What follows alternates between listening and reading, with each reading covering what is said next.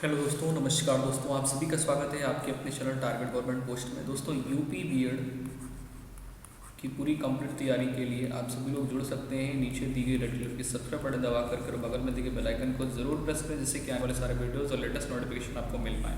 दोस्तों, ये मैथ्स का सेशन है और मैथ्स के सेशन में इससे पहले वाली जो वीडियो थी उसमें, यानी इससे पहले वाला जो चैप्टर था उसमें आपका सारणिक यानी डिटरमिनेंट पढ़ाया गया था। ठीक है, तो डिटरमिनेंट अगर आपने नहीं पढ़ा है तो जरूर देख लीजिए, क्योंकि डिटरमिनेंट या मैट्रिक्स से आपका एक क्वेश्चन बन जाता है। ठीक है,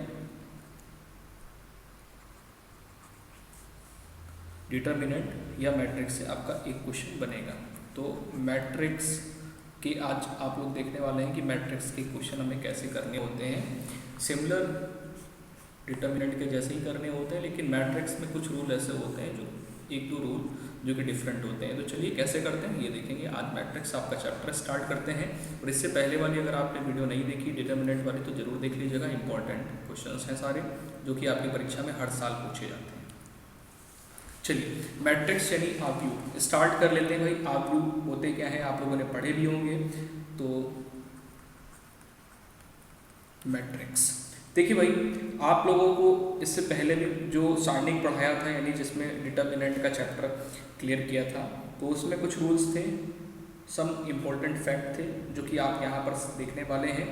तो यहाँ पर पहले तो आपको अरेंज देखना पड़ेगा, किस प्रकार से अरेंज करते हैं। तो सिमिलर जैसे अरेंज करने का मतलब हो गया, जैसे ए बी सी और डी ई और एफ, इस प्रकार से।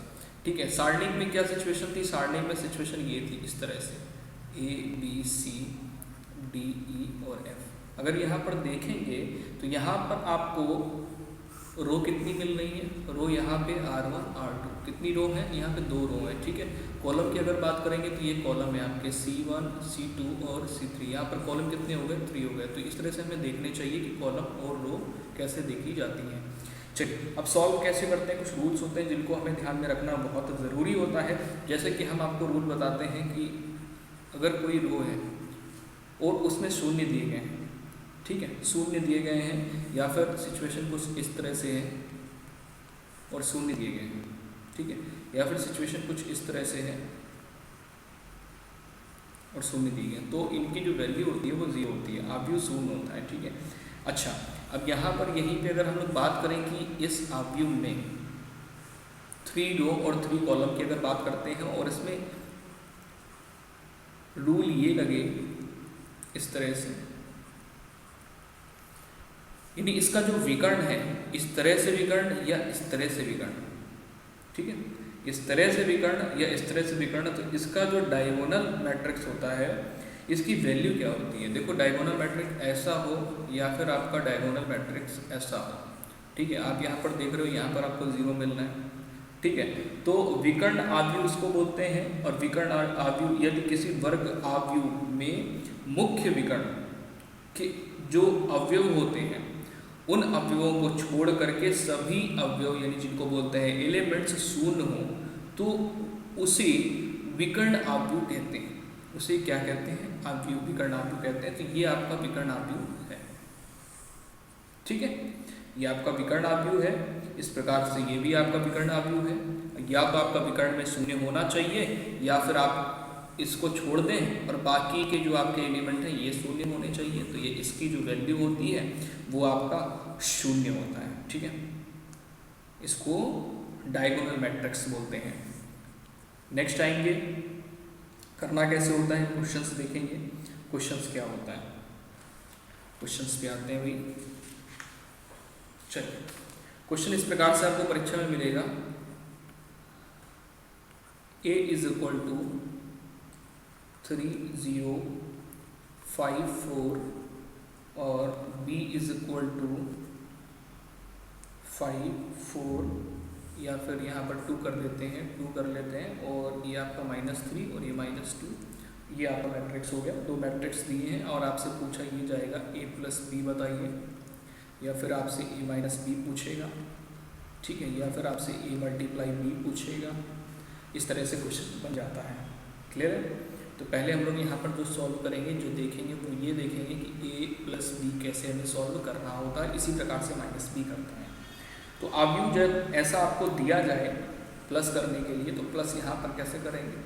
3 0 5 4 और यहाँ पे आपको ये प्लस लगा देना है 5 2। पूरा एक एक स्टेप बता रहा हूँ, बाकी आपको एग्जाम में ऐसे नहीं करना, आपको एग्जैक्टली आंसर फाइंड आउट करना है, कैसे करना होता है ये समझना है। प्लस करना है तो 3 को प्लस करेंगे 5 के साथ में 8 हो जाएगा, इसको प्लस करेंगे -3 के साथ में -3 हो गया, 5 को प्लस करेंगे 2 के साथ में तो यहाँ पे 5 2 7 हो गया, 4 को प्लस करेंगे -2 के साथ में तो प्लस करोगे तो यहाँ पे 2 बचेगा, वो भी प्लस का।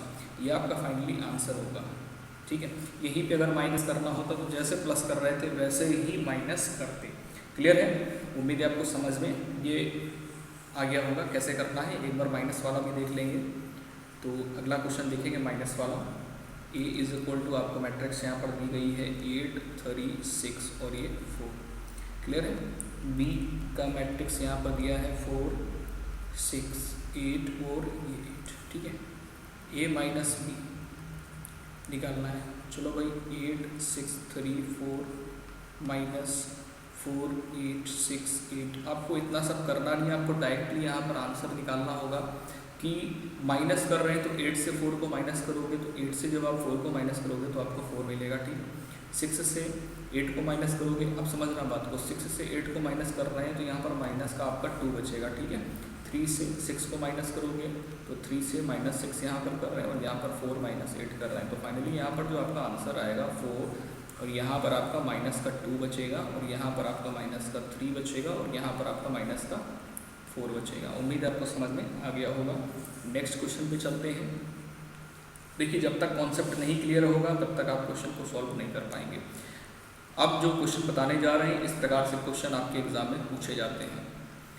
ठीक है, पहले तो आप बेसिक देख रहे थे, अब यहाँ पर ये 6 हो गया और यहाँ पे x प्लस ये 2y हो गया इज इक्वल टू, क्वेश्चन आपको इस प्रकार से मिलेगा 5 3 और ये 6 और ये 3। यहाँ से आपसे ये पूछेगा x और y के मान बताएं। ठीक है, आपसे क्या पूछेगा, x एंड y की वैल्यू बताइए। ठीक है, तो सॉल्यूशन कैसे करना होता है। देखो, जब x और y की वैल्यू आपसे पूछेगा, यानी आप अगर देखेंगे तो ये दोनों मैट्रिक्स आपस में कैसी हैं, इक्वल हैं। कैसी हैं, इक्वल हैं। ठीक है, तो यानी ये इसके इक्वल होगी, ये यहाँ पे आप 3 देख रहे हो, ये यहाँ पे आप 6 देख रहे हो, तो इसको बराबर ये लिखेंगे और इसको बराबर करके ये लिखेंगे, यानी 2x plus y is equal to 5 right करेंगे और यहाँ पे x plus 2y is equal to ले लेंगे 3। ठीक है, आप यहाँ पे देख रहे हैं ना, ये 3 ले लेंगे। जब आप यहाँ पे सॉल्व करोगे तो आपको यहाँ पर इक्वेशन सॉल्व करना आपने पहले पढ़ा होगा, इक्वेशन फर्स्ट और सेकंड लेकर के आपको यहाँ पे सॉल्व करना होगा। ठीक है, जब आप सॉल्व करते हो तो यहाँ पर एक काम ये कर लो कि इक्वेशन सेकंड में आप 2 का मल्टीप्लाई कर दो। देन आप इक्वेशन सेकंड में अगर 2 का मल्टीप्लाई कर देते हैं तो यहाँ पर आपको मिलता है 2x plus 4y is equal to 3 2 जा 6 हो गया। जब आप यहाँ पर माइनस करते हैं, पहली इक्वेशन से दूसरी इक्वेशन को माइनस करते हैं, देन ये आपका कट जाएगा और यहाँ पर माइनस का 3y इज इक्वल टू, और यहाँ पर ये आपका सॉल्व होकर के -1 बचेगा तो y इज इक्वल टू -1/3 और ये भी माइनस का था, माइनस और माइनस कट गया तो यानी 1/3 आपका y इज इक्वल टू आ गया। अब आपसे पूछा ही गया y और x की वैल्यू निकालिए, तो x की वैल्यू निकालने के लिए इक्वेशन फर्स्ट या सेकंड किसी में भी y की वैल्यू को टक कर दो। तो यहाँ पर इसको सॉल्व करते हैं, 2x plus 1/3 is equal to, यहाँ पर आपका 5 हो गया। ठीक है, तो 2x इज इक्वल टू, इसे इधर ले जाएंगे तो 5 माइनस 1/3 हो जाएगा। सॉल्व करोगे यहाँ पे एलसीएम ले करके तो नीचे आपका 3 हो गया और ये 14 ऊपर हो जाएगा। 2x इज इक्वल टू 2 से डिवाइड करेंगे 14 को तो यहाँ पे 7/3 आ जाएगा, यानी x इज इक्वल टू 7/3। आप कैलकुलेशन को समझो, थोड़ा सा खिचड़ी पक गई होगी लेकिन आपको समझ में आ गया होगा अगर स्टेप बाय स्टेप आप देख रहे हो, फॉलो कर रहे हो तो। क्लियर है? तो यहाँ पे आपका आंसर एग्जैक्टली समझ में आ गया। अगले क्वेश्चन पे चलते हैं। क्वेश्चन और किस प्रकार से बनता है, क्वेश्चन और आपका इस प्रकार से बन जाता है जैसे कि a इज इक्वल टू आपको यहाँ पे दे दिया गया a b और b a। ठीक है, और आपसे पूछा ये जाएगा अगर ऐसा है देन आपको फाइंड आउट करना होगा a स्क्वायर की वैल्यू। जब a स्क्वायर की वैल्यू यानी मल्टीप्लाई, कुल मिलाकर के आपसे मल्टीप्लाई यहाँ पूछ लिया गया है। ठीक है, तो यहाँ पर चलो भाई a मल्टीप्लाई, जब a मल्टीप्लाई a आप करते हो तभी तो a स्क्वायर आता है। चलिए सॉल्व कर लेते हैं यहाँ पे a b और ये b और ये a। ठीक है, मल्टीप्लाई a b और यहाँ पर b और a। अब मल्टीप्लाई कैसे करोगे आप, मल्टीप्लाई करने का तरीका ये होता है, आपको करना ये होता है कि आप यहाँ से इसे ले लो और मल्टीप्लाई इसके साथ में करेंगे, यानी ए का मल्टीप्लाई ए के साथ तो ए स्क्वायर हो गया, ठीक है, प्लस बी का मल्टीप्लाई बी के साथ में बी स्क्वायर हो गया। इसी प्रकार से आप नीचे करेंगे तो यहाँ पे क्या हो जाता है, ये आपका ए बी हो जाता है, ठीक है, ये आपका क्या हो गया, ए बी हो गया और प्लस ए बी हो गया। नेक्स्ट, जब जैसे हमने इसको फॉलो किया है उसी प्रकार से इसके साथ भी हम करेंगे, इसका मल्टीप्लाई इसी प्रकार से यहाँ पे करेंगे, पहले ऊपर वाले के साथ में करेंगे तो b का मल्टीप्लाई a के साथ होगा तो ए बी ये हो गया प्लस ए बी यहाँ पर भी हो गया। इसी प्रकार से नीचे करेंगे बी स्क्वायर, ये बी स्क्वायर हो गया, b के साथ b का मल्टीप्लाई प्लस a का मल्टीप्लाई a के साथ में स्क्वायर हो गया। फाइनली यहाँ पर सॉल्व होकर इस प्रकार से आ जाएगा ए स्क्वायर प्लस बी स्क्वायर और यहाँ पे 2ab, यहाँ पर भी 2ab और यहाँ पर आपका a square plus b square. इस प्रकार से सॉल्व होकर के ये मल्टीप्लाई होकर के आएगा। मल्टीप्लाई करने का मेथड आपको इसमें समझा दिया, समझ में आ गया होगा। अब चलते हैं क्वेश्चंस में कि परीक्षा में कैसे क्वेश्चन पूछा जा सकता है। ये तो आपको जो लास्ट में 2 कंसेप्ट बताए हैं और एक क्वेश्चन भी बताया, इस प्रकार से ही क्वेश्चन आपकी परीक्षा में पूछे जाते हैं। तो अब हम लोग चलते हैं क्वेश्चन में, क्वेश्चन भी देखेंगे कैसे क्वेश्चन परीक्षा में पूछे जाते हैं। ठीक है भाई, चलिए बहुत अच्छे क्वेश्चंस देखेंगे। तो वीडियो को लाइक और शेयर दोस्तों जरूर किया करें, जिससे कि और भी लोगों तक वीडियो पहुंच पाया करें और भी लोग जुड़ पाया करें, जिससे कि हमें भी उत्साह मिलता रहे और आपके लिए हम इसी प्रकार से और मेहनत करना है। चलिए देखेंगे भाई कैसे हमें सॉल्व करना है। मान लीजिए कि आपको क्वेश्चन इस प्रकार से दे दिया, क्वेश्चन दिया गया है A is equal to matrix में है A B C और A D, एक सेकेंड, ये C ये B और यहाँ पे आपका D हो गया, ठीक है। अच्छा, आपसे पूछा गया है कि बताइएगा A इनवर्स, ठीक है, क्या पूछ लिया गया, आपसे पूछा गया A इनवर्स। तो A इनवर्स आप कैसे सॉल्व करोगे, तो पहले उससे पहले आपको एडजॉइंट A निकालना होगा, ठीक है। A इनवर्स निकालने के लिए आपको पहले एडजॉइंट A निकालना होगा। तो एडजॉइंट A आप कैसे निकालोगे, तो एडजॉइंट A आप समझेंगे निकालना कैसे है, ठीक है। तो एडजॉइंट A निकालेंगे और साथ ही साथ में देखो एडजॉइंट A जो आपका आता है उसके साथ में मल्टीप्लाई कर देते हैं। पहले तो आप ये समझो कि आपको फाइनली जैसे आपसे पूछ लिया गया कि A इनवर्स आप बताइए क्या होगा, तो A इनवर्स निकालने का फॉर्मूला होता है A inverse is equal to 1/mod A adjoint, ये A है एडजॉइंट A, ठीक है, आपने पढ़ा हुआ इंटरमीडिएट में। तो यहाँ पर पहले आपको mod A निकालना पड़ेगा।